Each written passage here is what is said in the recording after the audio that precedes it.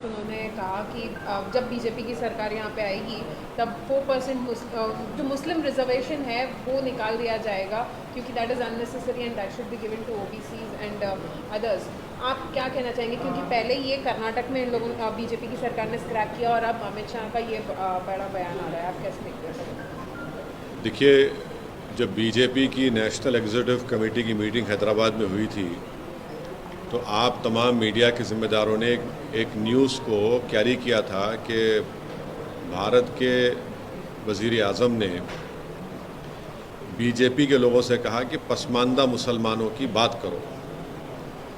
अब बीजेपी की और प्रधानमंत्री की वो बात बिल्कुल झूठ पर बनी थी, वो सच्चाई नहीं थी उसमें, इसलिए कि तेलंगाना में जो रिजर्वेशन मिल रहा है बीसीई कैटेगरी में, वो मुसलमानों में जो कास्ट हैं उन कास्ट को मिल रहा है।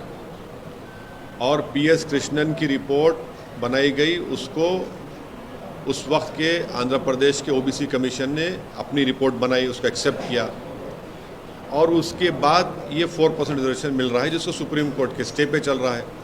तो ये झूठ है अमित शाह का बोलना, जो भारत के होम मिनिस्टर हैं। हम उनसे उम्मीद ये कर रहे थे कि सच्चाई को बयान करेंगे। उनको ये सच्चाई बयान करना था कि ओबीसी कमीशन की रिपोर्ट में कास्ट अमंग द मुस्लिम्स को ये मिला है और उसमें बोल दिया गया कि ये कास्ट अगर होंगे तो उनको 4% रिजर्वेशन नहीं मिलेगा। आखिर बीजेपी पसमानदा मुसलमानों की दुश्मन क्यों है?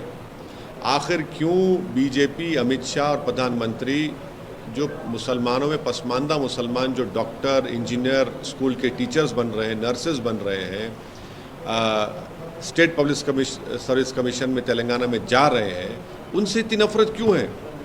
बीजेपी इनके डेवलपमेंट के खिलाफ क्यों है? इनके एम्पावरमेंट के खिलाफ क्यों है बीजेपी? और कब तक बीजेपी नेगेटिविटी और नफरत को फैलाएगी? आप क्यों भारत के जो मुसलमानों में जो कास्ट हैं, जो जिनको संविधान के आर्टिकल 15 और 16 के तहत जिनकी सोशल एजुकेशनल बैकवर्डनेस का एक एम्पिरिकल डेटा है, कृष्णन की रिपोर्ट है, ओबीसी कमीशन रिपोर्ट है, फिर उसके बाद सुधीर कमेटी की रिपोर्ट है, फिर तेलंगाना की ओबीसी कमेटी ने उस सुधीर कमेटी रिपोर्ट को लेकर देखा और एक्सेप्ट किया कि यस, मुसलमानों के सोशल एजुकेशनल बैकवर्डनेस का एक एम्पिरिकल डेटा है। आप क्यों उसके खिलाफ हैं? क्यों आप मुसलमानों को तरक्की करना से देखना नहीं चाहते? वे अगर एक मुसलमान में जो बैकवर्ड क्लासेस हैं या कास्ट हैं, अगर उनके बच्चे डॉक्टर, इंजीनियर बन रहे हैं, स्टेट पब्लिक कमीशन में डीवाईएसपी पुलिस ऑफिसर बन रहे हैं, आरडीओ बन रहे हैं, तहसीलदार बन रहे हैं, टीचर बन रहे हैं, नर्सेज बन रहे हैं, कांस्टेबल में रिक्रूटमेंट हो रहा है, तो आपको इतनी तकलीफ क्यों हो रही है? आप क्यों मुसलमानों को मार्जिनलाइज करना चाहते? क्यों मुसलमानों को एलिनेट करना चाहते? और भारत के होम मिनिस्टर से और भारत के प्रधानमंत्री से हम पूछना चाह रहे हैं कि तेलंगाना के असेंबली में एक रेजोल्यूशन पास हुआ था जिसमें यह कहा गया था कि तेलंगाना के शेड्यूल्ड ट्राइब का रिजर्वेशन 6% से 9% कर दिया जाए। आप क्यों उस पर खामोश बैठे हैं? बताइए, करिए ना आप। और दूसरी बात, तेलंगाना के असेंबली में मुसलमानों में जो कास्ट हैं उनको 12% रिजर्वेशन का रेजोल्यूशन पास हुआ, एक्ट बनाया गया, उसको होम मिनिस्ट्री में है। अमित शाह क्यों जवाब नहीं दिया उसका? और आपने कर्नाटका में निकाल दिया, सुप्रीम कोर्ट ने क्या कहा अभी तक वो नहीं जानती क्या बीजेपी? तो ये ऑल इन ऑल जो है बीजेपी का एक सिस्टमिक तरीक़ा है कि मुसलमानों को डेवलपमेंट से, उनके एम्पावरमेंट से रोका जाए। वो उनकी गरीब जो कास्ट है मुसलमानों में, उनके बच्चे पॉलिटिकली, सोशली, एजुकेशनली एम्पावर ना हो। इसीलिए तो बीजेपी के पास ना तो कोई मुस्लिम एमपी है, ना बीजेपी के पास ना कोई मुस्लिम मिनिस्टर है। ये उनकी खुली खुली नफरत की निशानी है और ये पॉलिटिक्स ऑफ डिसअपियरेंस बीजेपी कर रही है मुसलमानों के लिए। कर्नाटका की आप मिसाल दे रहे हैं, कर्नाटका में वो जो इंटरिम रिपोर्ट के ऊपर आप कास्ट को निकाल सकते हैं क्या? रिजर्वेशन नहीं निकाल सकते, कंप्लीटली अनकॉन्स्टिट्यूशनल, इलीगल है। अच्छा, वो इंटरिम रिपोर्ट पब्लिक डोमेन में भी नहीं है। आप दीजिए पब्लिक डोमेन रिपोर्ट लिखे कर्नाटका की। तेलंगाना में तो ये है, फैक्चुअल पोजीशन ये है जो भारत के होम मिनिस्टर सच्चाई को नहीं बयान की है। एक और बात भी बोले होम मिनिस्टर कि केसीआर की जो कार है, बीआरएस की कार है, वो ओवैसी के स्टीयरिंग से, ओवैसी उसकी स्टीयरिंग चलाते हैं। बीजेपी की जो गाड़ी चल रही है ना, वो देश में आरएसएस के तरफ से चल रही है। बीजेपी की जो सत्ता चल रही है, जहां पर उनकी सत्ता है वहां पर एनकाउंटर के नाम पर कत्ल कर दिया जाता है। जो लोग उनकी पुलिस कस्टडी में होते हैं उनकी मौत हो जाती है। जिसका ज़ाती घर होता है उनके घर को बुलडोज़र से तोड़ दिया जाता है। गोश्त के नाम पर मारा जाता है, बल्कि गोश्त के नाम पर जुनैद और नसीर को ज़िंदा जला दिया जाता है। देश में आज बेरोज़गारी नौजवानों का मुक़द्दर बन गया। आज हम सबसे ज़्यादा हमारे पास पूरे विश्व में अगर नौजवान बेरोज़गार हैं तो भारत में है। चीन हमारी ज़मीन पे कब्ज़ा करके बैठ चुका है। पाकिस्तान से आतंकवादी आकर हमारे देश के सिपाहियों को मार रहे हैं। ये इस पर बात नहीं करती अमित शाह, इस पर बीजेपी बात नहीं करती। मगर मुद्दा क्या है? मुसलमान से ख़तरा है, मुसलमान को हम डेवलपमेंट होने नहीं देंगे। ये उनकी पॉलिटिक्स है। यूनिफॉर्म सिविल कोड पे चर्चा चल रही है सर। माना यह जा रहा है कि अगले चुनाव से पहले यूनिफॉर्म सिविल कोड भी आ जाएगा। और दूसरा सर, रिजर्वेशन के सवाल पे अमित शाह का कहना है कि जो मुस्लिमों को 4% रिजर्वेशन दिया जा रहा है वो SC ST OBC छीन के दिया जा रहा है। देखिए एक मिनट तेलंगाना, मैं फिर से आपके समझाने के लिए और आपके सुनने वालों के समझने के लिए कह रहा हूँ कि तेलंगाना में रिलीजन के ऊपर नंबर 1 रिजर्वेशन नहीं मिल रहा है। मुसलमानों में जो बैकवर्ड कास्ट हैं उनको मिल रहा है, जिसमें बता दिया गया कि ये कास्ट को रिजर्वेशन मिलेगा, इनको नहीं मिलेगा। तीसरा, किस बुनियाद पर मिल रहा है? कृष्णन साहब ने, लेट कृष्णन साहब जो सोशियोलॉजी के एक माहिर हैं, जो मंडल की रिपोर्ट में बनाने में उनका रिपोर्ट था, उन्होंने रिपोर्ट बनाई और उस वक्त के आंध्र प्रदेश के OBC कमीशन ने अपनी रिपोर्ट बनाई, उस पर 4% मिला। फिर सुप्रीम कोर्ट ने उस पर स्टे दिया। तो बीजेपी का ये जो बाजा बज रहा है कि रिलीजन के नाम पे मिल रहा है, वो नहीं मिल रहा है। मुसलमानों में जो कास्ट है उनके सोशल एजुकेशनल बैकवर्डनेस का एक एम्पिरिकल डेटा की रिपोर्ट है, नंबर 1। नंबर 2, तेलंगाना बनने के बाद तेलंगाना की गवर्नमेंट ने सुधीर कमेटी बनाया। उस सुधीर कमेटी ने मुसलमानों का सोशल एजुकेशनल बैकवर्डनेस के एक एम्पिरिकल डेटा की रिपोर्ट बनाई, जिसको तेलंगाना की BC कमीशन ने और एक रिपोर्ट बनाई, उसको एक्सेप्ट किया और 12% रिजर्वेशन देने के लिए बात की, जिसको तेलंगाना की असेंबली ने इसको एक्ट बनाकर, रेजोल्यूशन बनाकर मिनिस्ट्री ऑफ अफेयर्स भिजाया, जहां पर अमित शाह साहब मिनिस्टर हैं। तीसरी बात, आप कह रहे हैं कि शेड्यूल ट्राइब का, तेलंगाना की असेंबली में एक रेजोल्यूशन और एक्ट पास करके भारत की सरकार से, यानी मिनिस्ट्री ऑफ अफेयर्स से, सोशल जस्टिस मिनिस्ट्री से ये पूछा गया, बताया गया, डिमांड किया गया कि ये तेलंगाना की सरकार का डिमांड है कि शेड्यूल ट्राइब्स का रिजर्वेशन 6 से 9% किया जाए, आप क्यों नहीं करते? आखिरी बात, मोदी सरकार 50% रिजर्वेशन को पार क्यों नहीं करती? ब्रेक करिए इस बैरियर को 50% के। आप इकोनॉमिक वीकर सेक्शन के नाम पर जो भारत की आबादी का 20% हिस्सा है उनको 10% दे रहे आप। जो भारत की आबादी का 80% हिस्सा है उनको 50% क्यों दे रहे आप? 50% ब्रेक करिए, बताइए कि आप रिजर्वेशन देना चाह रहे हैं पूरे बैकवर्ड कम्युनिटीज़ को। आपकी मोहब्बत है ही नहीं उनसे।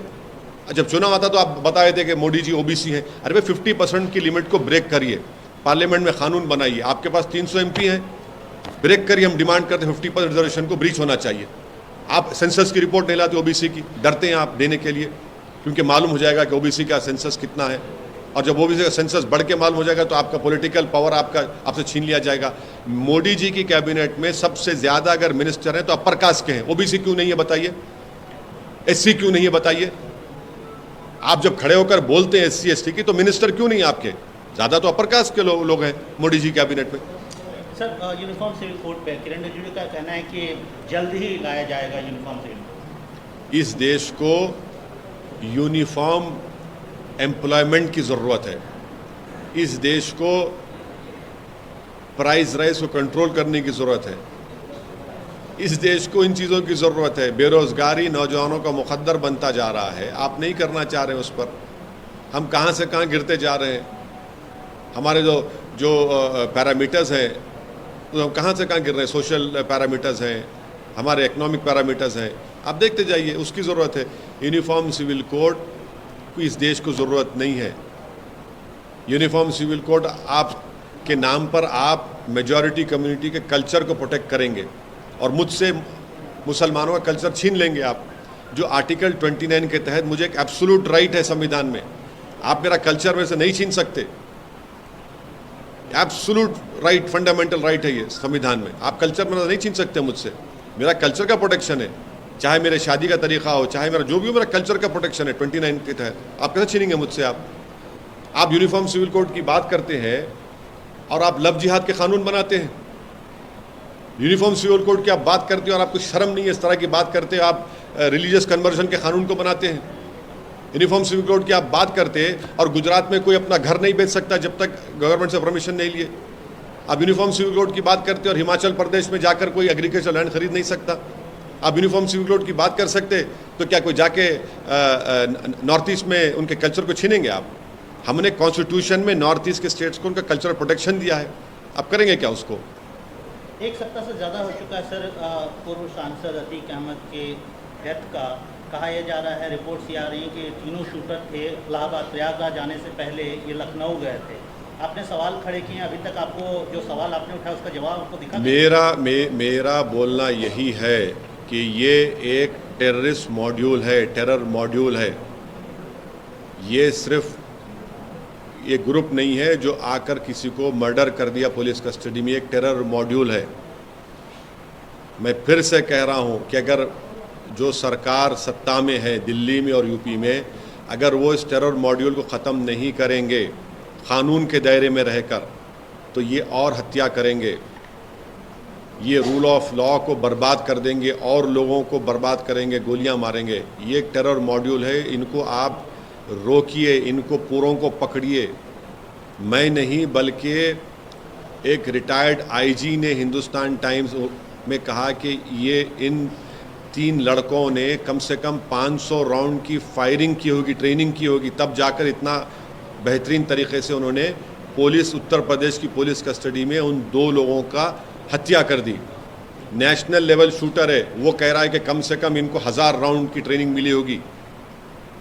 ये एक टेरर मॉड्यूल है, इसको बात को समझने की ज़रूरत है और ये समझना है कि ये लोग रेडिकलाइज कैसे हो रहे हैं। तो हम जो पार्लियामेंट में मैंने स्पीच देकर कहा था कि हर समुदाय के लोगों के रेडिकलाइजेशन को रोकने के लिए एक एंटी रेडिकलाइजेशन सेल बनाइए। आप नहीं बनाते, आप सिर्फ एक ही समुदाय का बनाते हैं। जो लोग जिनके घर पर रहने का छत नहीं है उनके माँ बाप के पास, जो झोपड़ी में रहते हैं, 8-8 लाख की 2 वेपन, 16 लाख कहाँ से है उनके पास?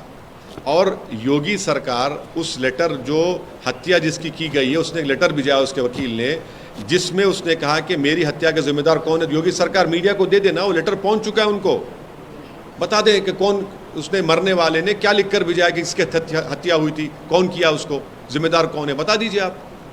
सीएम योगी ने बोला है सर माफिया। हाँ, एक मिनट मैं ये सवाल पूछ रही थी कि जिस तरीके से हाल में बीजेपी ने ये कहा है कि जो कुछ आप यहाँ पर अपनी कंडोलेंस मीट किया है, ओल्ड सिटी में टेररिज्म फैलाने की बात कर रहे हैं, झूठ बोल रहे हैं, आखिरी झूठे हैं, they are lying to the teeth, बेशर्मी से झूठ बोलते हैं। कोई कंडोलेंस मीटिंग नहीं हुई है, कंडेमनेशन हुआ है, इसलिए कि यूपी सरकार की पुलिस कस्टडी में जिनके हाथों में जंजीरें थी और जो पुलिस उनके अतराफ में थी, और वो यूपी सरकार जो कहती गोली का जवाब गोली से देंगे, उनके सामने 2 लोगों की हत्या कर दी गई और वो तमाशाई बने बैठे रहे। उसका कंडेमनेशन हो रहा है, उसके सवाल हम उठा रहे हैं कि कैसे ये लोग आए, कैसे इनके हाथ में हथियार कहाँ से आया, इतने राउंड गोलियां कहाँ से आई। 8-8 लाख का इलीगल वेपन है, 16 लाख उनके पास, किसने दिए उनको? वो गोलियां किसने दी उनको? किसने उनको जगह बताई वहाँ पर? किसने उनको कहा कि इस जगह पर ये लोग आ रहे हैं? ये हम सवाल उठा रहे हैं। कंडोलेंस कहाँ पर हुआ है? बताओ कहाँ पर कंडोलेंस हुआ है? हाँ, जिन लोगों का जनाजा गया था वो जनाजा रूल ऑफ लॉ का भी था, वो जनाजा रूल ऑफ लॉ का भी था जनाजा, कि देखो रूल ऑफ लॉ की धज्जियां उड़ रही हैं। ये हम बोल रहे हैं। आप अपनी नाकामी को, अपनी पुष्पनाही को छुपाने के लिए आप इस तरह की बात कर रहे हैं। भाई आप सत्ता में आप है, मैं नहीं हूं। आपको अपना इंट्रोस्पेक्शन करना चाहिए, आपको शर्म से डूब मरना चाहिए कि आपकी कस्टडी में किसी को मारा गया है। आप उसका जवाब ही नहीं दे पा रहे हैं कि कैसे वो लोग मारे हैं। आप बोलते हैं हम सस्पेंड कर दिया। अरे वो क्या है सस्पेंशन? आप भारत के संविधान के तहत 311 जो है उसको इस्तेमाल करके उनको सर्विस से निकालिए उन लोगों को। आप सुप्रीम कोर्ट को जाकर आप योगी सरकार बोले कि हम इंडिपेंडेंट इंक्वायरी कराने तैयार है, आप सुप्रीम कोर्ट एक टास्क फोर्स तश्कील दे दे, टाइम बाउंड इंक्वायरी हो जाए, क्यों छुपा रहे आप? सर मुख्यमंत्री योगी आदित्यनाथ ने सहारनपुर में बोला है कि माफिया अतीत हो गए, माफिया अतीत हो गए, पास्ट हो गए, यूपी में अब नो कर्फ्यू, नो दंगा, सब चंगा। झूठ बोल रहे हैं, झूठ बोल रहे हैं। दंगे आज भी यूपी में हो रहे हैं। अगर आप मुझे इजाज़त दीजिए आधे मिनट की, तो मैं आपको बता देता हूं कि यूपी में कितने दंगे हुए हैं और इसका जवाब उनको देना पड़ेगा। जो बार बार बोलते हैं ना कि यूपी में दंगे नहीं हुए, दंगे नहीं हुए, ये गवर्नमेंट ऑफ इंडिया के फिगर्स हैं जो हम आपके सामने आधे मिनट, हाँ सुन लीजिए। नेशनल क्राइम रिकॉर्ड्स ब्यूरो का डेटा ये बताता है 2027 और 2021 में 30,040 राइट्स हुए हैं यूपी में। ये नेशनल क्राइम रिकॉर्ड्स ब्यूरो का डेटा कहता है।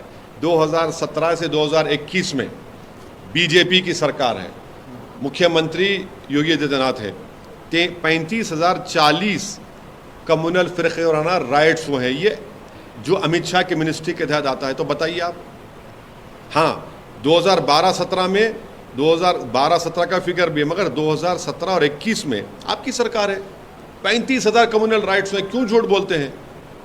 आप कहते हैं कि अतीत कोई हो गया, भाई आपकी कस्टडी में वो अतीत हो गया ना, तो आपको खुशी हो रही है। मुख्यमंत्री कह रहे हैं कि आप उस पर आप क्रेडिट ले रहे हैं क्या उनकी मौत का, उनको जो गोली मारी गई आपकी कस्टडी में? ये आपका सत्ता है, ये आपका गवर्नेंस है। इस तरह आप अतीत करना चाहते हैं किसी को? मालेगांव में आप ही के नेता ने कहा है कि 2-4 मुसलमानों को मारकर जो है आप हिंदू देश नहीं बना सकते, हिंदू राष्ट्र नहीं बना सकते। हिंदू राष्ट्र, हिंदू राष्ट्र बनाने की बात कौन कर रहा है? ये सब आरएसएस से ताल्लुक रखने वाले हैं जो गांधी, अंबेडकर और भारत के जो मुजाहिदीन आज़ादी से मोहब्बत करते और करते रहेंगे, वो तो हिंदू राष्ट्र की नहीं बात कर रहे हैं। जो एक हिंदुत्व की आइडियोलॉजी को मानते हैं वही तो हिंदू राष्ट्र की बात कर रहे हैं। उनसे पूछिए आप क्यों कैसे बात कर रहे हैं। जब तक अंबेडकर का बनाया हुआ संविधान रहेगा, ये देश जो संविधान में हमने कहा कि सेकुलर डेमोक्रेटिक रिपब्लिक रहेगा, जब तक अंबेडकर का बनाया हुआ संविधान रहेगा, इस देश में लड़ाई होगी लिबर्टी, इक्वालिटी, फ्रेटर्निटी और जस्टिस के लिए। आप इस लिबर्टी को, इक्वालिटी को, फ्रेटर्निटी को, जस्टिस को बीजेपी मानती है नहीं मानती? बताइए हमको। नहीं, उनका ये कहना कि 2-4 लोगों की, हाँ 2-4, देखिए मौत तो हुई ना 2 लोगों की, आपकी कस्टडी में हुई, मेरी कस्टडी में तो नहीं हुई ना। गवर्नमेंट की कस्टडी में थे, यूपी गवर्नमेंट की कस्टडी में थे। सुप्रीम कोर्ट में केस डलवाया गया। सुप्रीम कोर्ट ने कहा कि आप स्टेट की कस्टडी में, उनकी जिम्मेदारी, आप अपनी जिम्मेदारी निभा नहीं पाए हैं। आपकी कस्टडी में मौत हुई ना, कोई लोग आसमान से तो नहीं आए। वो उन लोगों ने, ये मैं कह रहा हूं जिन्होंने उनको मारा है, वो एक टेरर मॉड्यूल का हिस्सा है, वो टेरर मॉड्यूल का हिस्सा है। याद रखिए इस बात को। अगर आपको लग रहा है कि ये रेटरिक है, ये आप अपने पैरल पे ले लीजिए। हम आपको बता रहे हैं कि ये रेडिकलाइज लोग हो चुके हैं जो बंदूक से अपने आइडियोलॉजिकल कमिटमेंट्स को, गोल्स को फुलफिल करना चाहते हैं। ये हमारे देश के लिए खतरा है। इस तरह के लोग जो बंदूक और गोली इस्तेमाल करके लोगों की हत्या करके अपनी आइडियोलॉजिकल ऑब्जेक्टिव्स को हासिल करना चाहते हैं, तो फिर कोर्ट किस लिए, पब्लिक प्रोसिक्यूटर किस लिए, सीआरपीसी एविडेंस किस लिए, जजेस किस लिए हैं? अगर ये लोग तय कर लेंगे सब चीज़ को, किसकी हत्या करना, किसकी हत्या नहीं करना, किसको अतीत बना देना। सर नीतीश कुमार बिहार के मुख्यमंत्री हैं, अपोजिशन यूनिटी के मुहिम में जुड़े हुए हैं। ममता बनर्जी से बंगाल में मुलाकात हो रही है, कोलकाता में मुलाकात हो रही है। कहा यह जा रहा है कि समाजवादी पार्टी के चीफ से ही मुलाकात हुई, अखिलेश यादव से। आप इस अपोजिशन यूनिटी को कैसे, आपने पहले भी इस पर बात की है, लेकिन फिर से हम जानना चाहेंगे, ये जो अब विजिबल एक यूनिटी की मीटिंग दिख रही है, इसको आप कैसे देखते हैं? इब्तदाई इश्क है, देखिए आगे होता है क्या। अभी बहुत से लंबे फासले हैं, हुनूस दिल्ली दूरस्थ है अभी। मतलब अगर आपको बुलाएंगे तो आप जाएंगे? मेरे को कहाँ बुलाएंगे? बुलाएंगे तो नहीं, देखिए मुझे नहीं बुलाएंगे क्योंकि उनको मेरी सच्चाई से उनको नफरत है। उनको मेरी सच्चाई से नफरत है। और सच्चाई क्या है? नीतीश कुमार कितनी मरतबा बीजेपी से मुख्यमंत्री बने, कितने मरतबा छोड़े? लेकिन अब तो बीजेपी नहीं, अरे अब कल का कौन गारंटी देगा? आप देंगे? आप लोग देंगे? देश देगा क्या? आप तो असेंबली में खड़े होकर मुख्यमंत्री नीतीश कुमार ने कहा था कि हम मिट्टी में मिल जाएंगे, भाजपा में नहीं जाएंगे। चले गए आप चले गए। आपने कहा था असेंबली में खड़े होकर मिट्टी में मिल जाएंगे, आप चले गए। भाई आप खुद ही उस पर स्टैंड नहीं करते और फिर आप उल्टा बीजेपी के साथ चले जाते हैं आप। तो देखिए, तो आपको अभी प्रैक्टिकल नहीं लगता सर ये? कांग्रेस एंटी बीजेपी की बात हो रही है और तीसरा संघ ये बन रहा है, तो आप कैसे आप anti Congress anti BJP anti Congress front बन रहा है। मतलब दोनों के लिए अलग करके एक तीसरा मोर्चा बन रहा है। तीसरा मोर्चा बन रहा है। अब आप अगर आप मतलब तीसरा एक तरीके से एक यूनिटी बन रही है, तो ऐसे में आप एक तरफ कहते हैं कि आप कांग्रेस में भी नहीं है, भाजपा में भी नहीं है, और दूसरी तरफ कहते हैं कि भाजपा को हराना है तो सबको एकजुटता दिखानी है। तो जब सब एकजुट हो रहे हैं तो आप क्यों उनसे अलग दिख रहे हैं? एक कहाँ हो रहे हैं, एक कहाँ हो रहे हैं? कौन कह रहा है एक हो रहे हैं? मुलाकात हो रही है। हाँ, मुलाकात हो रही है, चाय पीएंगे, बिस्किट खाएंगे, समोसा खाएंगे, घर जाके सो जाएंगे, और क्या होगा? और क्या आप होगा? ये कहना चाह रहे हैं कि वो मीटिंग का कोई रिजल्ट? अरे बहुत सी मीटिंग हुई है ऐसी, कितने मरतबा मीटिंग नहीं हुई है? बहुत मरतबा मीटिंग होती। उसके बाद क्या होगा? 24 के बाद क्या होता नहीं मालूम ना, अभी तो 24 बहुत दूर है। लेकिन भाजपा से लड़ना है तो सबको एकजुटता दिखानी है, फिर आप ये कहते हैं तो फिर भाजपा से जब लड़ना है तो चेहरों की बुनियाद पर मोदी से मुकाबला नहीं कर सकते आप। नंबर 1, हम शुरू से मेरा मानना है, अगर आप बोलेंगे ये चेहरा ये चेहरा ये चेहरा तो मोदी को फ़ायदा हो जाएगा, भाजपा को फ़ायदा हो जाएगा। आपको मुकाबला करना है तो भारत के पार्लियामेंट की हर सांसद की सीट के ऊपर बीजेपी से मुकाबला करना पड़ेगा, तब जाकर कुछ अच्छा नतीजा निकलने की उम्मीद है। ये ग्राउंड रियलिटी मैं आपको बता रहा हूँ। और दूसरी बात, आप आइडियोलॉजी पे कहाँ स्टैंड करते हैं? आप में और बीजेपी की आइडियोलॉजी में एक विजिबल डिफरेंस दिखना चाहिए। वो विजिबल डिफरेंस दिख रहा है कि आपको बताइए। आप बिहार के मुख्यमंत्री हैं और आप तो सबसे मिलने जा रहे हैं। कहाँ जा रहे हैं? बंगाल जा रहे हैं, दिल्ली जा रहे हैं, यूपी जा रहे हैं, मगर आप जिस प्रदेश के मुख्यमंत्री हैं वहाँ पर एक 100 साला मदरसा है जिसका नाम मदरसे अजीजिया को जला दिया गया। आप वहाँ पर जाकर विजिट नहीं करते? अरे वहाँ जाकर तो विजिट करिए, आइडियोलॉजी के पर दिखाइए ना। हम आइडियोलॉजिकली डिफरेंस है, बीजेपी से डिफरेंट है, आप दिखाते नहीं है। अच्छा, आप बिहार में कानून बना रहे हैं उन लोगों को छोड़ने के लिए जो एक सिविल सर्वेंट की हत्या में जिनको सजा हो गई थी, अब उनको छोड़ने के लिए कानून बना रहे हैं। वे आपका स्टैंड क्या है आइडियोलॉजिकली बताइए आप। ठीक है, मोदी को हराना है तो आइडियोलॉजिकली हराएंगे या सिर्फ आप ऐसे फ्रंट बना के हराएंगे? मेरा मानना है कि आइडियोलॉजी पर जब मुकाबला होगा तो कामयाबी मिलने की उम्मीद है। महाराष्ट्र के विकास अघाड़ी को लेकर जो है एनसीपी सुप्रीमो शरद पवार ने कहा कि आज अघाड़ी है लेकिन आगे क्या होगा? वो संजय राउत ने भी कहा सरकार बहुत जल्दी गिरने वाली है। वो वही कुछ बोल सकते हैं, शरद पवार साहब ही बोल सकते हैं। उनकी पार्टी के बारे में मैं नहीं बोल सकता। परसों अदानी से भी मिले हो ना? हाँ, अदानी से भी मिले? वो उनसे पूछिए, मेरे से क्यों पूछ रहे हैं आप? सर, आपकी जो स्टेट में अलायंस नॉन ऑफिशियल अलायंस है सर, बीआरएस पार्टी भी इस ऑपोजिशन अलायंस के लिए कोशिश कर रही है सर, नॉन ऑपोजिशन अलायंस के लिए। क्या अगर वहाँ से अप्रोच होगा तो आप साथ देंगे? नहीं, अभी तक तो कोई मेरे से अप्रोच नहीं हुआ बीआरएस की तरफ से, ना मेरी कोई उनसे बातचीत हुई है। जब ऐसा कुछ अप्रोच होगा, बातचीत होगा, मैं इमीडिएटली आप लोगों के सामने ब्रेकिंग न्यूज़ के साथ बोल दूंगा।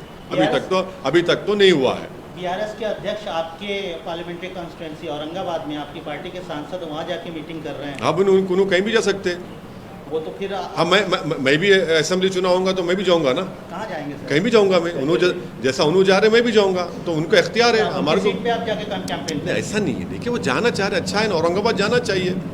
लेकिन सीट आपके सांसद। अरे कुछ फर्क पड़ने वाला नहीं, इंशाल्लाह इम्तियाज जलील दोबारा जीतेंगे। हम तो अच्छा करे केसीआर वहाँ पर गए, उनको जाना चाहिए। वो नांदेड़ में थे, भोकर में थे, अब औरंगाबाद गए हैं।